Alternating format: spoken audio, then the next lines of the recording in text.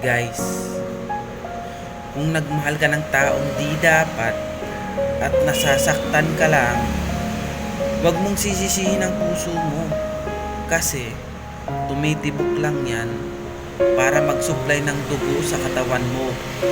Ngayon, kung magaling ka sa anatomy, at sisisihin mo naman yung hypothalamus mo na siyang kumokontrol sa emosyon mo, mali ka pa rin.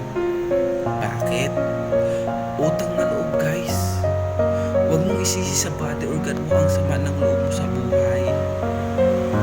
Tandaan mo, magiging masaya ka lang kung matututo kang tanggapin na hindi yung puso, utak, atay at bitoka ang may kasalanan sa lahat ng nangyayari sa buhay mo.